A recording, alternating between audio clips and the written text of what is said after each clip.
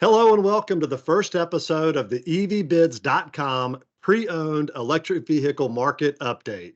I'm Tory Hornsby, and joining me today is my co-host Rod Stuckey. Rod, welcome. Good to be here, Tory. I know we've got a lot to cover here. It's January 5th, 2024. Happy New Year to everybody. And we're going to be doing a high-level review of how the pre-owned EV market performed last year for 2023. We'll take a little bit of a deeper dive into Q4, and we're also going to look at what's been hot in the pre-owned market, the latest on the tax credits for new and pre-owned EVs, where we see the market going for the rest of 2024, and really there's a lot more that we have to cover. But before we jump in too deep here, Rod, why don't you give us just a little introduction to who EVbids is and what we're all about? Yeah, absolutely. EVbids, we're as you just mentioned, we've been working behind the scenes for quite a while, and we're excited to launch our online auction marketplace where we help consumers research, buy, and sell pre-owned electric vehicles. And we also work with franchise dealers, lenders, and OEMs to help them with their electric vehicle inventory for a timely and equitable exit strategy. But we are also a licensed dealer in the state of Georgia. And so for that reason, we're able to work directly with the buyers and sellers to facilitate payment. That includes financing, loans and lien payoffs, title work registration, and all of those necessary requirements to ensure a safe and secure transaction after the sale is complete. We'll even guide buyers and sellers through the process of arranging affordable shipping to and from anywhere in the domestic United States. So that's kind of a high-level overview of what we're doing. Yeah, I think we fill a pretty big gap here with EVbids. There's a segment of people who they don't like to deal with a dealership. They don't like that experience. My wife has always been really good for me in terms of sales training and also the dealership world that we're both from, because she does not like the dealership experience. And even anytime we've pulled up to the dealership, she says, "Oh no, there's the vultures, all the salespeople outside joking, smoking, cussing, and spitting." But as much as there are a segment of people who don't like the dealership experience, really there's a lot of downfalls to the private party experience of trying to sell a vehicle. We see that a lot on Facebook Marketplace, where people are getting these messages of, is this still available? They hate that. Lowball offers, people wasting their time. So I think people would just rather deal with a dealership, and EVbids is really providing the best of both worlds. We're combining those to where now you can sell to a private party without having to deal with the private party. You get the dealership experience without all of the downfalls of having to go to the dealership and go through the whole process. You can do it from the comfort of your home. So I'm really excited about what we're offering there. But to dig in a little bit more, we've described what EVbids is. Can you elaborate on the impetus behind the launch of EVbids? Yeah, absolutely, Tory. You just kind of mentioned it. Obviously, we are dealer advocates, and we're former dealers ourselves. And we do love and appreciate the dealer network, but we also acknowledge that the market is changing. COVID, the pandemic, Carvana, the whole, wanting that Amazon-like experience is certainly a factor that everyone in the industry is looking closely at. But it's no secret that Tesla has been the first automotive manufacturer to go direct to consumer. Back in 2022, they basically had north of 75% of the electric vehicle market share. Now in 2023, and we're going to talk about this later, they've dropped down to around 50% of that market share. But still, if you look at Tesla going direct to consumer and being quite successful at it, the Model Y being the #1 selling car in the United States for 2023, what that has left is there's a lot of pre-owned electric vehicles out there that, as people go to want to trade them in or sell them, there's not that traditional dealer network that consumers are used to going through. And as you just mentioned, when you go selling as a private party, there's just a whole nother element of complexity that goes into those deals with regards to what we just talked about, the title work and then the loan payoffs and everything being safe and secure. But then also on top of that, just the inconvenience of meeting people in a dark parking lot and people not showing up and that whole hassle. And so should you take the cashier's check? Is it legit? Yeah, is the cashier's check legitimate? Looking at it in the light, trying to, is the watermark real? Is it not real? I mean, really, in a private party transaction, someone has to take a leap of faith, and so we just really identified that there's an opportunity here, and there's a problem that needs to be solved.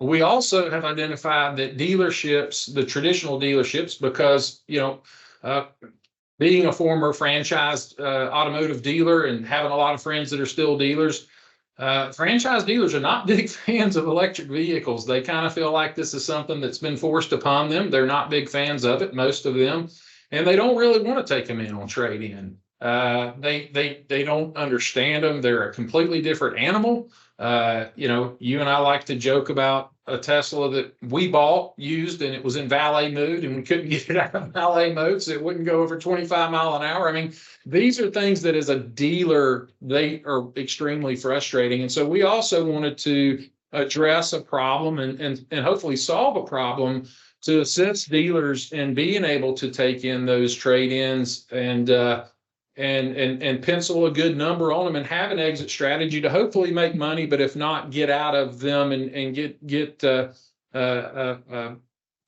them removed from their inventory in a affordable and equitable way. So really, those were the two driving forces behind this EV Bids model, was helping the consumer that bought direct from the manufacturer, and then also helping those franchise dealers who just aren't interested in perhaps taking a Tesla in on trade because you're Ford, Dodge, Chrysler, Jeep, Toyota, Nissan type of a legacy dealer. Yeah, I think in addition, dealers, they don't like I would even say they're I think that's safe to say they're anti-EV trade-in at this point. And they may never get past that, or it's going to take years, because it's just a different level of product knowledge. One of the things that I've enjoyed as a techie, I'm a techie, I've really enjoyed getting into the Tesla market and getting into the different Tesla models, seeing the differences between the Model S, the Model 3, the Model X, the Model Y, which, by the way, Elon, he's so funny because he'll bring in different plays from movies in the 80s and 90s, and how cool is it that he created the model names to spell sexy. A lot of people don't even know that. The Model S, yeah. The Model 3, the Model X, the Model Y was intentionally done by Elon Musk to spell the word sexy. So cool. But man, you got product training, you've got all the different functionality, driving it. It's a different key. It's not a traditional key. So all the key keepers that dealers have, it's just all different. And then we have to worry about charging. Like, how long has this thing been in inventory? As it sits, the battery does lower. And so at some point you get a lead on the used EV that you've got out there, and you go to let a customer take a test drive and it's got 2% battery. You can't just run it up to the gas station and fill it up because the customer's on the way. And if they're going to have 20 used EVs, that just somebody would have to manage that process of keeping them charged. So I think that we're a long way away from dealers accepting used EVs in mass. And so I love that we're filling that void here. But just one more thing here, and I'm gonna show our site.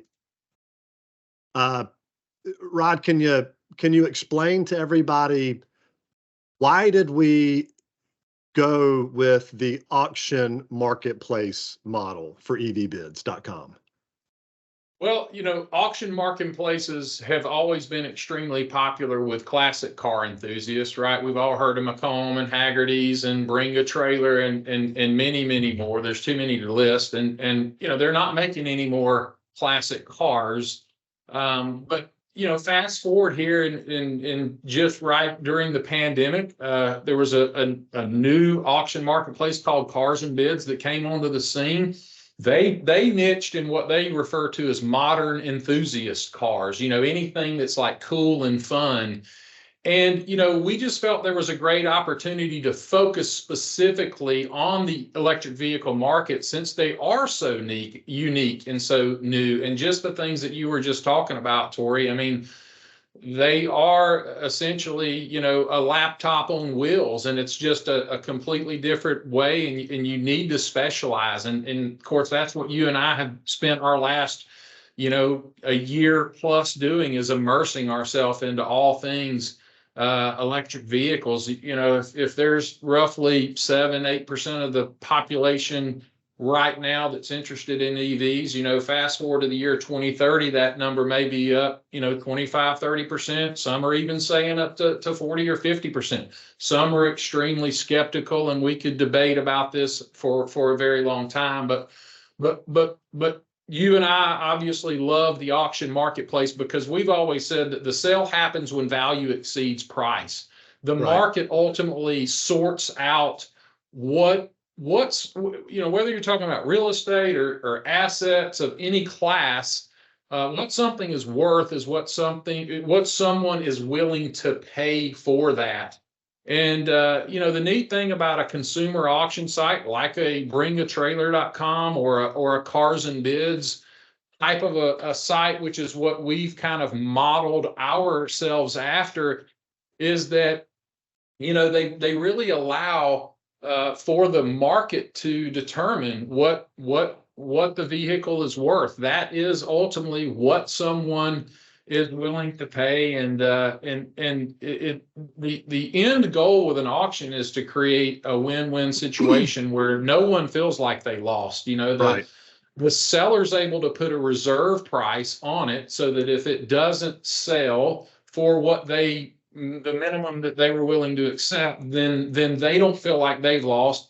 And then the buyer, of course, doesn't bid more than they're willing to pay. And so the end result of a closed auction, in theory, is a win-win deal. And that was really, what you and I, the reason you and I were so fond of the auction marketplace model as opposed to the traditional classified type. The other thing, that the point you made earlier, is you just eliminate that personal negotiation that can get sometimes tense and heated, and there is no personal back and forth negotiation that has that inherent conflict of interest, right? It's just you're bidding on a computer, and you mentioned your wife not liking to go to the dealership. That's because when you're sitting there negotiating that deal with that salesperson, and he's going back and forth to the sales manager, there's just an inherent conflict of interest. There's an inherent awkwardness. It's uncomfortable. Consumer auctions remove that uncomfortableness, and that's something that we really appreciate about the auction platform that we built. Yeah, I think it makes sense for a lot of reasons. I'll add that one of the things that I've always really appreciated about Bring a Trailer as an old hot rod guy, drag racer, and I'll actually mention that here. One of the things that you'll find with EV Bids is that its founders are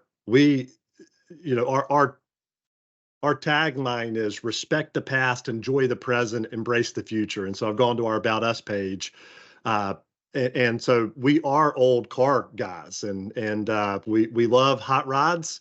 We love the current makeup of where we are with used EVs and the performance side of that.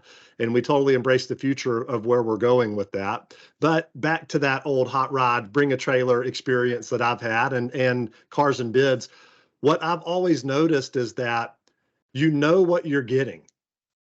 As a consumer, when I'm buying, I know what I'm getting. If I go to a marketplace, and I won't mention all the marketplaces out there, but if I go to a site that just has listings, I don't know what I'm getting. There's not 35 pictures and detailed explanations of what I'm getting. The path that's very welcoming to ask questions that that normally you wouldn't ask on a traditional marketplace, because there's a social feed element to an auction.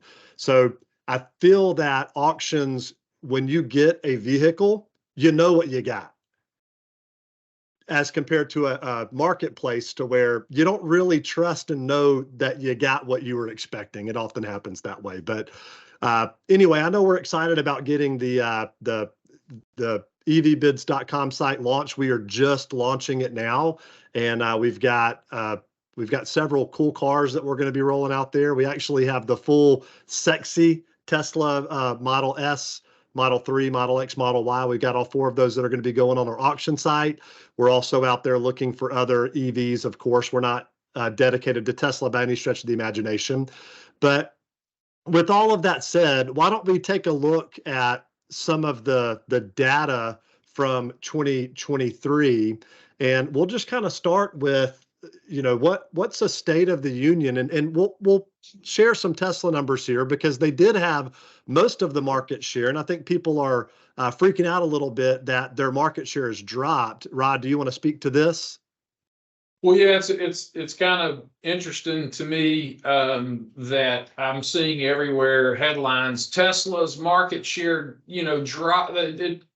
It's really falling, from the sky, from 75% in 2022 to 50% in 2023. But the fact of the matter, their sales were up 37% year over year, from 38%. Okay. Yeah, I can't read it, but yeah, 38% year over year. And, they delivered, I think, over 1.8 million cars in 2023. That was up, 500,000 from year over year. And so, single biggest year of growth. And that's hard to believe. Yep. And we'll look at those numbers here in a second. But out of all of the years that Tesla's had all of the market share, now everybody's freaking out that it's dropped. But yet in 2023, they had the single biggest year in terms of number of units retailed. They had the biggest jump in number, not percentage, because they're building so many more, but over 500,000 more. So that's a good point. Yeah, and just to explain the market share drop, we've had an influx in 20, and you and I saw this coming, and we've been talking about it. But the government, the good old Uncle Sam, has put some or has really put the golden handcuffs on all of the legacy OEMs, and those guys have really been kind of they've been pushed. I don't want to use the word forced. Maybe that's a little extreme, but other than Toyota, they've for the most part have all jumped in, with billions in investments to enter into this EV market. They've been working for years and years on it, and here we are in 2023, and they finally, was just this influx of inventory from legacy OEMs. Of course, we had the chip demic back, post-pandemic or during the pandemic, where there were chip shortages. There was a lot of inventory shortages. Everybody was scrambling to get the manufactured parts requirements, and then everything in 2023 ends up with a flood of inventory from the legacy OEMs. And so that's how you can explain that Tesla lost 25% market share while having a record year in sales and gaining a 38% year over year. Yeah, totally. This forced, the legacy OEMs being forced basically to go into the EV market has created also a challenge, I think, with the valuation of these used vehicles that we're going to jump into for a second. But you and I both called it. We knew whenever the current administration said that we needed to be all electric or 80% electric by the year, what was it, 2032?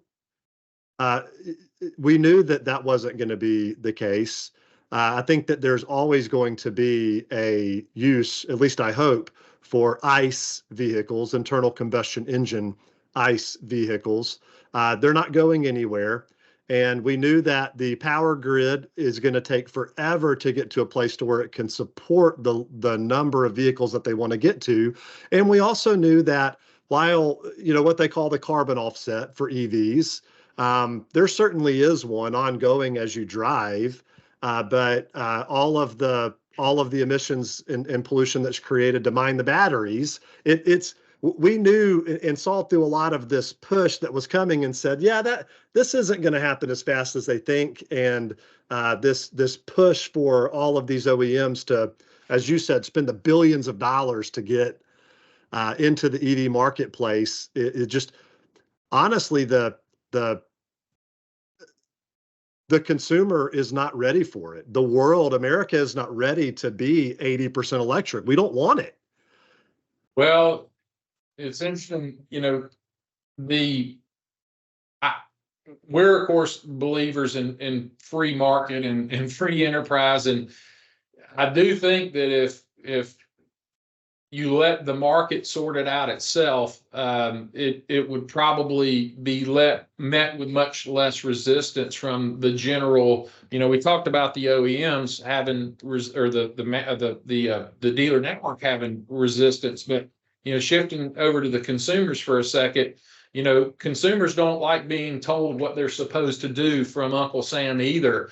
And so there's a lot of folks out there that if they ever drove an EV, they would absolutely just be amazed at the smoothness, the quietness, the luxury, the features, the benefits, the excitement. But they're not even going to give it a chance because they don't like being told what to do. And that's just the way us in the United States, a lot of the folks in the United States are wired. You're totally right. The average consumer, and I talk to a lot of people who are resistant to electric vehicles. And after a quick conversation with them, when it's not forced down their throat, in addition, a lot of them feel like that the only reason that they would ever get an EV is because they want to save the planet. And as much as I want to be responsible for the planet, I think that there's a lot of people, and this is what these big increases that we're seeing are from people who just think that they're cool cars. They love the instant torque. And when I have this conversation with people and it's not forced down their throat and they realize that they can just drive it because it's a really cool car, they're totally open to it. So you make a really good point there. Looking into Q4 here, this was interesting for Tesla. The Model Y came out, and what you see here is the Model 3 and Y, 476,000, almost 477,000 models were produced or vehicles were produced. 461,000 were delivered compared to the Model S and the Model X at 18,000 and almost 23,000. So it's very obvious where the people are wanting to get the Model 3, the midsize sedan and the midsize SUV over the Model X here. And we'll look at some different data on what are the best selling cars in the used marketplace, but we can see here for the new marketplace, it's the Model 3 and the Model Y. Yeah. Well, the Model Y was the number one selling car, not overall. There was, some trucks. I think the Toyota SUV may have beat it. I think it was fifth overall, but the Y was the number one selling car in the United States. And I believe it's the number one selling car worldwide as well in 2023. And that just blew my mind. Like I couldn't even believe that was the case. I think let's jump over and look at some of the pre-owned stuff.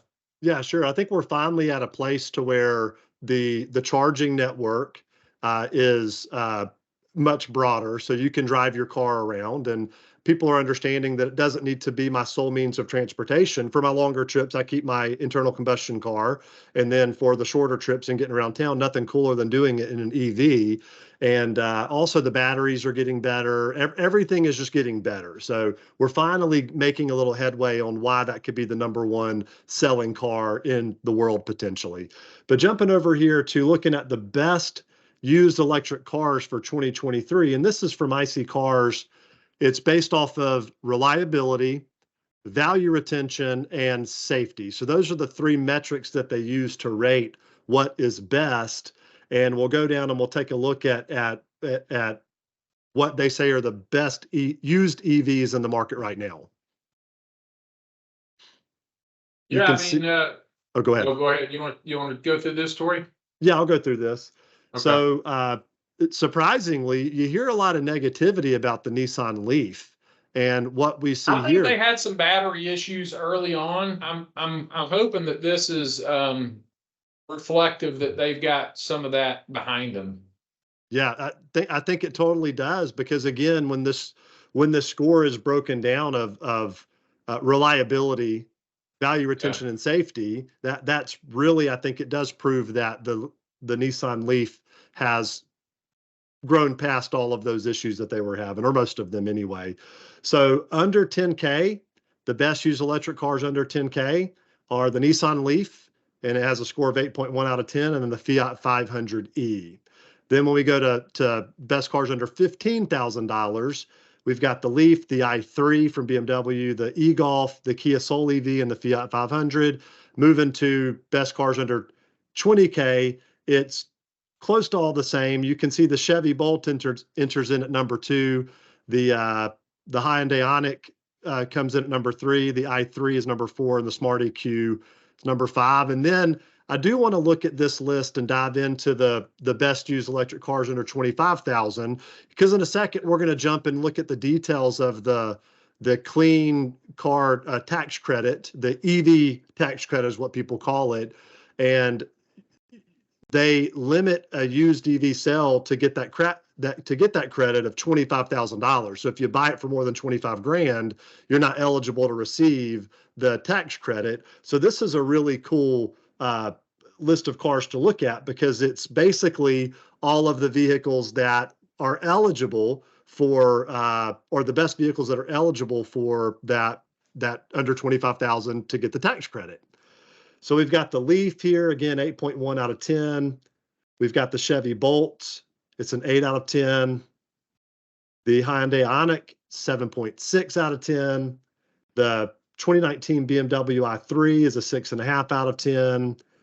The e-Golf is 7.4 out of 10. And then the 2019 Kia Soul EV is, it doesn't have the score here, but that ends their list here of what they consider the best vehicles. You scroll back up. Did it give the year models on the? Okay, it did. It did, yeah. 2019. Okay. Yeah. 2020 for the Hyundai, which Okay. that's a consideration because it's a year newer, but yet it's still average used car price of $21,669. Yeah, that's very interesting to see that it the year models, because obviously when you're talking, well, with the inflation that we've had and the price increases with the new units, this kind of illustrates,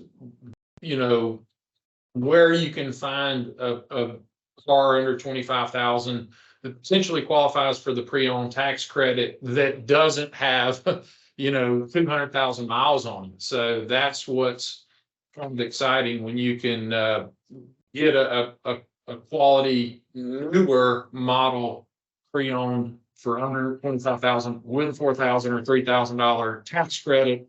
It doesn't have a high. Yes.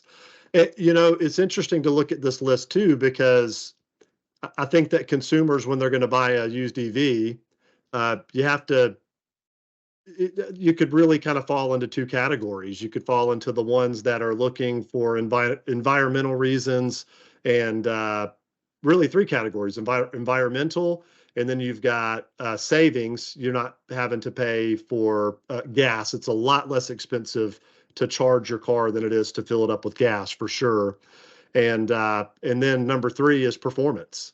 And so for a performance oriented person looking to buy a used EV, none of these vehicles would fit the fold for that. But for the first two, for environmental and for gas savings, great list. And Right. then what's the difference? And price point. Yep. Yep, and price point. So I'm going to pull up the most popular cars here. And so I guess, Rod, do you want to speak to the difference between, we just looked at, the best versus most popular. What's the difference here? Well, why scroll up and you're putting me on the spot. I can't remember actually. Can you click on, does it not have the little did it not tell us the it does. So so the best used is from their three scores of what they're feeling is the best vehicle, and that's not necessarily aligned with the market in terms of what's most popular. And so what's most popular may not be the best vehicle according to their categories that they're judging the cars on, but this is what is the market bringing. So what are people buying? And so we see that the most popular used EVs in America right now, number one, by a long stretch, is the Tesla Model 3. So in 2023, it made up right at 35% of the total 1 to 5-year-old used EV sales. And as Tesla is losing market share and the legacy OEMs and other OEMs are bringing more EVs to the marketplace, I think we'll find these numbers will shift a lot in the coming years. But Tesla Model 3, almost 35%. Tesla Model Y, that's a newer vehicle, so it is surprising to see it up. Yeah, that explains why the Y is the number one selling car in 2023, but it's not as popular of a used vehicle because the Model 3 was the original. Right, it came out before the Model Y, so there's more of them out there. And then Chevy Bolt, Nissan Leaf. Then you got Tesla Model S, Tesla Model X. So Tesla is 4 of the top 6, which makes sense because they've been at it for longer. Right. Yeah. Yep. That's what we were just speaking to about the difference in the market share percentages versus the number of vehicles sold. Is exactly that. So. Yep. And Rod, did you want to speak on the any more information on the new and used car dealers that are joining the EV transition? This chart that shows new car dealers that are joining selling EVs month by month versus the red line is used car dealers that are selling EVs month by month. We actually can see that we're on a bit of a downward trend at the end of the year here. Did you want to speak to this any? No, I think this just shows that there's just steady growth from new dealers, new and used, but a pretty good bump here that we're starting to see climb in the last year, obviously, but there's still a resistance in the adoption from new franchise dealers, just like we talked about earlier. And this excludes Tesla dealerships, so it's a good picture of what's happening in the marketplace. And so, I mean, if you look at, and it's come down for used dealers, we're at maybe 30%. It's come down to just a hair here, and I think that it's just it is showing that the private party sales are still the bulk of used EV sales right now. And with all of the push from Uncle Sam, we're still at less than 60% of all new dealers that are selling EVs. So there is a resistance, and the ones that are doing it, I think, are doing it out of necessity, not out of desire to get into that market. So switching gears here, which by the way, I guess that's normally an automotive pun, not including EVs, but Hey, Tory, I do want to make, you just jogged a thought. One thing that's so tricky about evaluating EV data is the point you just made. Tesla does not report in a lot of the data that is gathered through the aggregate sources out there, believe it or not, through scraping dealership websites, through scraping tools and dealer management systems, and there's all these different ways that companies aggregate data. But because Elon dances to his own beat, so many times these numbers can play tricks on you because the Tesla numbers are not being reported because he doesn't use a Reynolds and Reynolds or a Dealer Track or he doesn't have a dealer.com website. He doesn't advertise on Auto Trader and cars.com, and so it is something that we, as analysts of the EV industry, have to continue to try to decipher when reviewing the data. Yeah, them keeping their cards close to their chest on all of their metrics is certainly makes the data. You have to really look at it from a bunch of different sources to be sure that you're reading it right. So. But yeah, okay, back to switching gears here. Sorry. Oh, no, that's good. I was still kind of chuckling at my dad joke of, there's no gears on an EV vehicle, electric vehicles. It feels like a weird segue, switching gears anyway. So let's dive into the pre-owned market a little bit. While the overall number of sales is up, and a lot of the data does look good, I think it's important for us to note that we started 2023 in a seller's market, but it's really turned into a buyer's market over the last several months. And I don't know if you want to elaborate on what we would mean by a buyer's market versus a seller's market, and what's the difference in those two.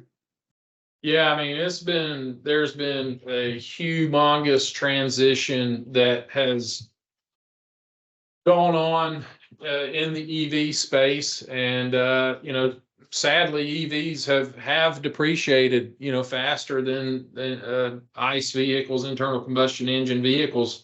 In 2023, going back during the pandemic, we talked about the chip shortage, and there was just more dollars chasing vehicles than there were vehicles out there. And then, as we just kind of touched on earlier, with the legacy OEMs getting in the game, Elon really, he's obviously, Tesla's obviously focused on maintaining their position at the top, and they're continuing to add, factories and production capabilities. And so, for the first time ever, you can go to the Tesla sales center and they'll have you one. If you just got to go to delivery center, and you can take delivery of it tomorrow. And he's actually, as we saw from those production numbers earlier, their production numbers are slightly higher, not much, but slightly higher than the deliveries. And so you have the first factor is basic supply and demand. You have, an influx of inventory from both Tesla and from the legacy manufacturers getting in the game.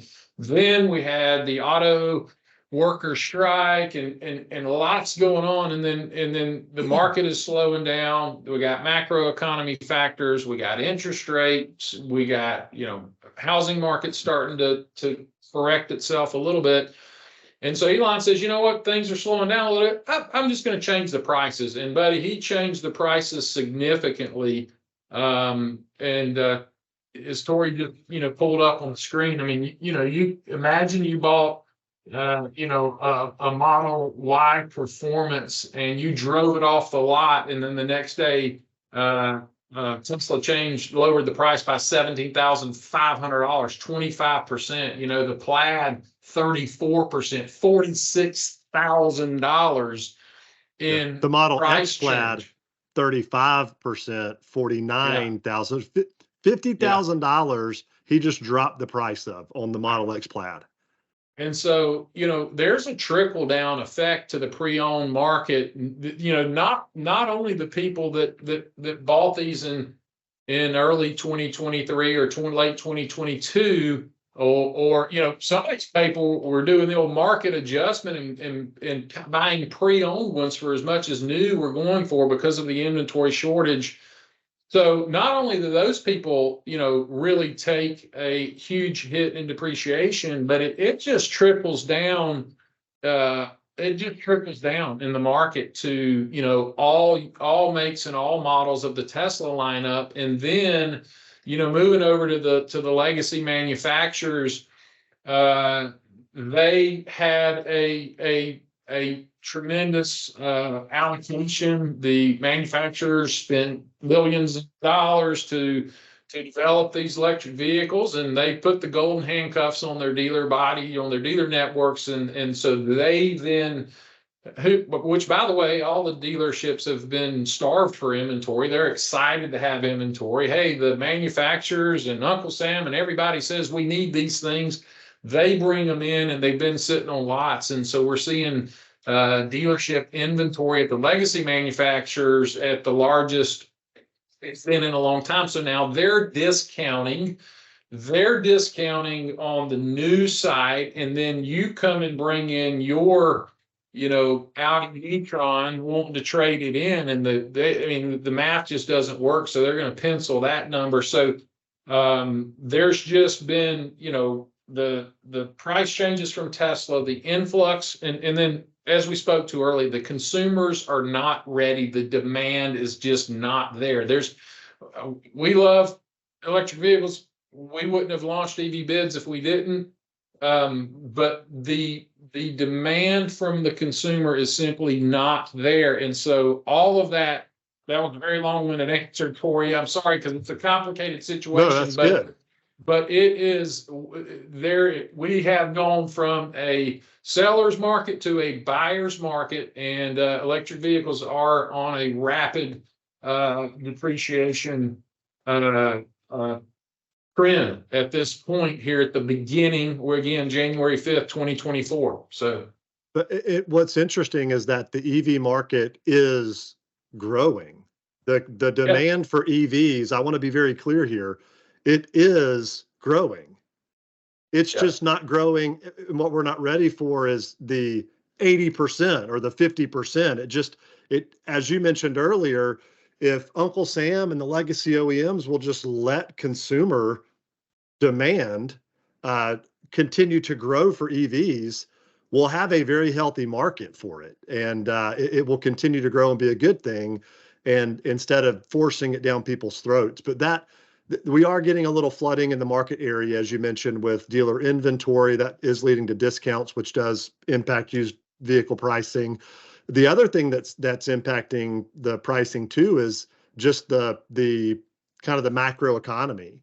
We've had a bit of a slowing housing market because of interest rates that have grown from 2% to over 8% for houses. The good news is that is coming down. So they are lowering those interest rates for the housing market. And the reason that ties in and creates so much money in the marketplace is, number one, I think that a lot of people understand this. For those who don't know, one of the biggest ways that Uncle Sam prints money is through mortgages. They do mortgage vouchers for banks, and they cover through FHA and Fannie Mae, Freddie Mac. They give the money for mortgages for banks. The banks don't float that money; it goes into an assured pool. So the Uncle Sam puts money out into the marketplace through the loans for buying houses. Which, when you sell a house, you make money. But then what happens with that is we had that huge inflection of housing values, and people would sell their house. They might take away $50,000, $80,000, $100,000, $200,000. And when they buy their next house, okay, they've got $70,000, let's say, that they made in equity when it was all said and done from the closing table. And now they buy another house and they put $30,000 down. and they keep $40,000 cash in the bank. So a lot of the money that throughout the pandemic that has been there wasn't the $1,200 tax stimulation, couple of those that we had out there. That's not what created the huge volume of money and cash that was out there. Certainly it helped, but it was this big dollars in housing market, people selling and then not putting all that money back into the new house that they were buying. So all of that definitely slowing down impacts the used market as well. One last detail here that I think that it's interesting to look at. We alluded to this earlier, Rod. You mentioned that the 2023 growth to over 1.8 million was 500,000 more retailed units or retailed Teslas than were in 2022. And while there's this emergency feeling because their market share has fallen, again, that is more than any other year's growth in terms of number of units so far. But I think that where we're headed to is that, right now when we look at that, 2 to 3 year old market, 2 to 5 year old market, we're looking at 2021, 2020, 2019, 2018. When you add these unit sales up, there's a limited market right now than what we're going to have next year, and then the year after that, we're going to do a place to where instead of 3 years ago being 499,000 units retailed, 3 years ago is going to be 1.3 million units retailed. And as we roll into the future, we're going to see a lot more used EVs in the marketplace. And so that's one exciting thing that EV Bids is here to help people handle, with allowing a vehicle to be worth what people will pay for it. As you said, what does the market say it's worth? So really excited about that. It arguably could point to this continuing for quite some time to be a buyer's market and not a seller's market, because if we're talking about the new demand not being there right now, and what this chart that you're illustrating here is illustrating is that we're about to have considerable triple, quadruple the pre-owned inventory on the ground in the next 12 to 36 months. If we don't start seeing a significant increase in demand, we're going to continue to see used prices drop. And if that demand doesn't start to pick up, then we're going to continue to see pre-owned prices fall. And, while that's not good if you're a seller, at some point, one of the negatives of EVs versus ICE vehicles is that they do cost more. So that, the market has an interesting way of working itself out. And this may be the correction that ends up bringing the EV and the ICE vehicles more in line in terms of apples to apples pricing. Yep, that's a really good point. Part of what controls the demand for new are tax credits. And so let's switch over to take a look at the clean vehicle tax credit that people get. On the new side, it's up to $7,500. And so that certainly makes a difference in terms of creating demand for buying a vehicle, when Uncle Sam will give you $7,500 off of your taxes. So I think it does start at least there in terms of generating demand. I do want to point out very quickly, not everyone is eligible for these tax credits. And we'll take a look at the new first, and then we'll go into what the used vehicle tax credit looks like. But to qualify for the new vehicle tax credit of up to $7,500, you have to buy it for your own use, not for resale, and you have to use it primarily in the U.S. In addition, your income for married couples cannot exceed $300,000 for your AGI, adjusted gross income, $225,000 for head of household, $150,000 for all other filers. And then the credit amount, it's up to $7,500, but it's broken down to $2,500 tax credit base amount, and then plus $417 for a vehicle with at least a 7 kilowatt hour battery capacity. So some of these hybrids aren't eligible for the tax credit. They have to have a sizable enough battery for that. And then $417 for each kilowatt hour of battery capacity beyond 5 kilowatt hours. So every kilowatt hour after 5 is $417. 6, 7 would be another 417, 8 another 417, all the way up to a total of up to $7,500. And that was